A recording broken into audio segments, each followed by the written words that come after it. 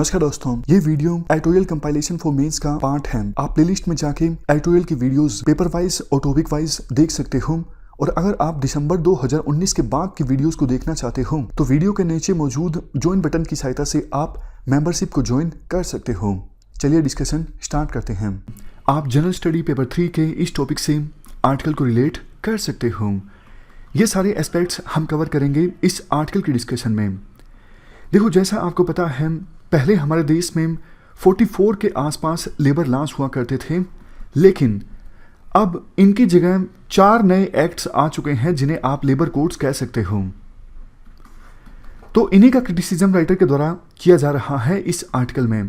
Writer कहते हैं, सरकार ये दावा करती है इन 4 नए लेबर कोड्स की सहायता से हमारे देश में सभी वर्कर्स को मिनिमम वेज का लाभ मिलेगा, हमारे देश में सभी वर्कर्स को सोशल सिक्योरिटी का लाभ मिलेगा। ऐसा दावा किया जा रहा है सरकार के द्वारा, लेकिन राइटर इससे इत्तेफाक नहीं रखते।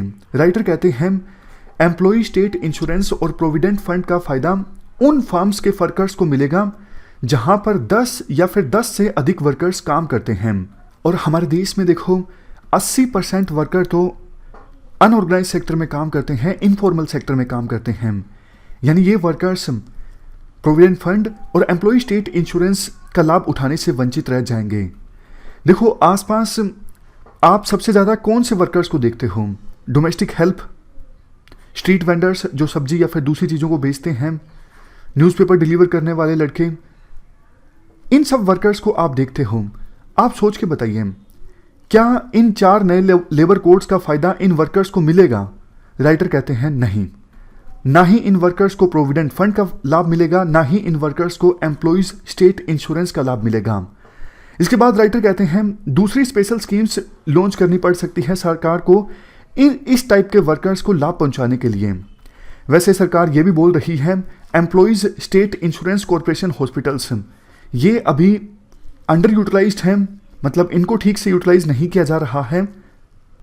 ये इंश्योर किया जाएगा कि ज़्यादा वर्कर्स इन हॉस्पिटल्स का लाभ उठा सकें। हाँ, थोड़ा बहुत चार्ज देना पड़ता है इन हॉस्पिटल्स में इलाज करवाने के लिए, टोटली फ्री नहीं है इन हॉस्पिटल्स में इलाज करवाना।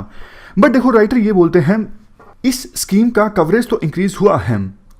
देखो, 2016 में एम्प्लॉय स्टेट इंश्योरेंस कॉरपोरेशन के द्वारा ऑलमोस्ट 2 करोड़ वर्कर्स को कवर किया गया था। 2019 में ये आंकड़ा काफ़ी बढ़ गया। 2019 में एम्प्लॉय स्टेट इंश्योरेंस कॉरपोरेशन के द्वारा 3.6 करोड़ वर्कर्स को कवर किया जा रहा था। और अब तो देखो, कवरेज और भी ज़्यादा बढ़ गया है कोविड-19 के बाद और 4 नए लेबर कोड्स आने के बाद। सरकार का ये दावा है, हमारे देश में टोटल जितने वर्कर्स हैं उनमें से 20% वर्कर्स को कवर किया जाएगा एम्प्लॉय स्टेट इंश्योरेंस कॉरपोरेशन के द्वारा। यहाँ पर देखो, तो टोटल आंकड़ा कितना हुआ? Almost 10 crore workers. अब देखो, क्वेश्चन ये उठता है, एम्प्लॉय स्टेट इंश्योरेंस कॉरपोरेशन के द्वारा जो लाभ दिए जाते हैं वर्कर्स को, वो उसके लिए क्या इंफ्रास्ट्रक्चर इंक्रीज हुआ है या फिर नहीं हुआ है? सिंपल बात है, फिर बोलता हूं, एम्प्लॉय स्टेट इंश्योरेंस कॉरपोरेशन के द्वारा जिन वर्कर्स को लाभ दिया जाता है उन वर्कर्स की संख्या तो इंक्रीज हुई है। 2016 में 2.1 करोड़, 2019 में 3.6 करोड़ और अब हो जाएगी 10 करोड़, ऐसा सरकार बोल रही है। लेकिन जो लाभ पहुंचाए जाते हैं वर्कर्स को, क्या उसका भी इंफ्रास्ट्रक्चर इंक्रीज हुआ है या फिर नहीं हुआ है? आंसर है नो। देखो, ऑलरेडी 2016 में 1 लाख बेनिफिशरीज के पीछे सिर्फ 6 डॉक्टर थे, जबकि नॉर्म ये है 1 लाख पॉपुलेशन के पीछे 100 डॉक्टर होने चाहिए। बट ऐसा है नहीं। और अब तो आपको पता है बेनिफिशरीज भी 5 गुना हो जाएंगे। 2016 में थे सिर्फ 2 करोड़ और बेनिफिशरीज अब हो जाएंगे 10 करोड़ वर्कर्स। तो डॉक्टर्स की संख्या भी 5 गुना होनी चाहिए थी। क्या ऐसा हुआ? नहीं, बिल्कुल भी ऐसा नहीं हुआ। और सरकार खर्च भी नहीं कर रही है पैसा, मतलब ऐसा भी नहीं कि सरकार हॉस्पिटल बनवा रही है या फिर ज़्यादा डॉक्टर डिप्लॉय करेगी, नहीं, ऐसी कोई उम्मीद नहीं दिख रही है। बल्कि ईज ऑफ डूइंग बिजनेस को प्रमोट करने के लिए जो कंट्रीब्यूशन होता है एम्प्लॉयर का या फिर एम्प्लॉय का इस कॉरपोरेशन में, एम्प्लॉय स्टेट इंश्योरेंस कॉरपोरेशन में, उसे सरकार के द्वारा डिक्रीज कर दिया गया। कितना? पहले 6.5% था, लेकिन जुलाई 2019 में इसे 4% कर दिया गया। मकसद यही था कि एम्प्लॉयर्स को एंकरेज किया जाए, उनका काम थोड़ा उनके ऊपर थोड़ा बर्डन कम किया जाए। बट राइटर कहते हैं देखो उनके ऊपर बर्डन कम करने के चक्कर में वर्कर्स को नुकसान हो जाएगा। वर्कर्स को क्यों नुकसान हो जाएगा? क्योंकि एम्प्लॉय और एम्प्लॉयर दोनों कम कंट्रीब्यूट कर रहे हैं अपनी सैलरी का, यानी कम पैसे दे रहे हैं एम्प्लॉय स्टेट इंश्योरेंस कॉर्पोरेशन को, तो कम पैसे होंगे इस कॉर्पोरेशन के पास, कम स्कीम्स ये कॉर्पोरेशन चला पाएगी, और जो हॉस्पिटल्स चलाए जाते हैं या फिर दूसरे लाभ पहुंचाए जाते हैं उनको पहुंचाने में भी दिक्कत होगी। इसलिए सरकार के द्वारा ये बोलना कि अब ज़्यादा वर्कर्स को, यानी टोटल जितने वर्कर हैं हमारे देश में उनमें से 20% वर्कर्स को underutilised employ state insurance corporation के हॉस्पिटल्स का लाभ मिलेगा, ये कहना देखो बेमानी है। आपने इंफ्रास्ट्रक्चर तो इंक्रीज किया नहीं और वर्कर्स का कवरेज इंक्रीज कर दिया, तो इलाज करवाना बहुत डिफिकल्ट होगा एम्प्लॉय स्टेट इंश्योरेंस कॉर्पोरेशन के हॉस्पिटल्स में। इसके बाद नेक्स्ट क्रिटिसिज्म आर्टिकल में ये किया जाता है, देखो अब ये 4 जो नए लेबर कोड्स आए हैं ना, सरकार दावा करती है कि इनसे सोशल सिक्योरिटी को यूनिवर्सलाइज कर दिया जाएगा। सोशल सिक्योरिटी का क्या मतलब होता है?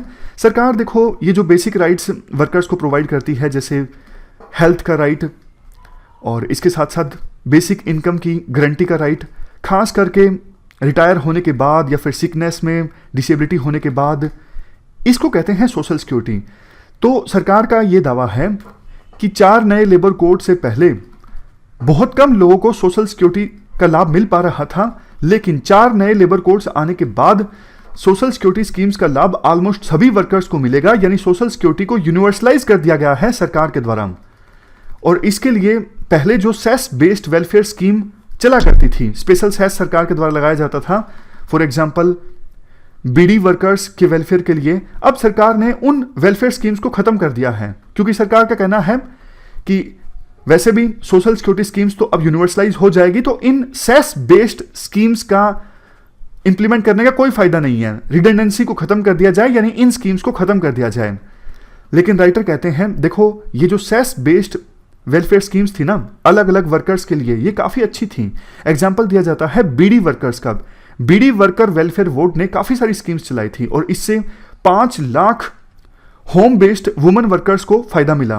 उनका यह कहना है इन स्कीम्स की सहायता से साउथ कनाडा डिस्ट्रिक्ट में, जो कि मद्रास प्रेसिडेंसी में आता है, काफी बीडी वर्कर्स एजुकेशन स्कीम का लाभ उठा पाए अपने बच्चों के लिए, और उनके बच्चे पढ़े लिखे, उन्होंने पढ़ाई प्राप्त की अच्छी, और अब वो वर्कर नहीं हैं, वो अच्छे पदों पर हैं। यानी सेस बेस्ड जो ये वेलफेयर स्कीम्स थी इनका लाभ वर्कर्स को मिला है, बट सरकार ने अब इन स्कीम्स को खत्म कर दिया है। इसके बाद बात करते हैं minimum wages scheme. Minimum wages का क्या इशू है? देखो सरकार ये दावा करती है कि पहले सिर्फ 30% वर्कर्स को मिनिमम वेजेस का लाभ मिल रहा था, और बहुत से वर्कर तो ऐसे थे जिनको मिनिमम वेजेस से भी कम वेजेस मिल रहे थे। अब हमने सभी वर्कर्स को कवर करते हुए फ्लोर वेज बना दिए हैं और आदेश दे दिया है विभिन्न सरकारों को कि आप इससे कम वेजेस नहीं दे सकते। और वो मिनिमम वेज है क्या, मतलब फ्लोर वेज है क्या? देखो 2019 में ये फ्लोर वेज था 178, और अब सरकार ने इसे इंक्रीज करके कर दिया है 202। राइटर कहते हैं सिर्फ 20 रुपए सरकार ने बढ़ाए हैं, जो कि बहुत कम है। जबकि 2019 में एक wage committee, ministries expert committee on wage, इस कमेटी ने यह रिकमेंड किया था कि आप जो फ्लोर वेज है उसे कर दो 375 रुपए एक दिन में, और सरकार ने किया कितना? सिर्फ 20 रुपए बढ़ा के किया 202। इवन देखो जो 2011 में रंगाराजन कमेटी आई थी जिसने गरीबी रेखा को डिफाइन किया था, इस कमेटी ने जो गरीबी रेखा को डिफाइन किया था, अगर उसको हम इन्फ्लेशन एडजस्ट कर दें तो फिर अगर हर वर्कर दिन में 202 रुपए कमाता है तो वो वर्कर रंगाराजन कमेटी के हिसाब से गरीबी रेखा से नीचे ही आएगा। कम से कम इतने वेजेस तो सरकार को देने चाहिए ना, इतने वेजेस तो सरकार को फिक्स करने चाहिए कि कोई वर्कर उन वेजेस की सहायता से गरीबी रेखा से ऊपर आ जाए, गरीबी रेखा के नीचे नहीं रहे। जहां एक तरफ सरकार ने इन इश्यूज पर कुछ खास नहीं किया, दूसरी तरफ सरकार ने वर्कर्स का जो राइट्स हैं, various rights, for example strike करने का अधिकार, यूनियन बनाने का अधिकार, उन सब राइट्स को थोड़ा डाइल्यूट कर दिया है। इस डिस्कशन में फिलहाल इतना ही है। Thank you very much for discussion.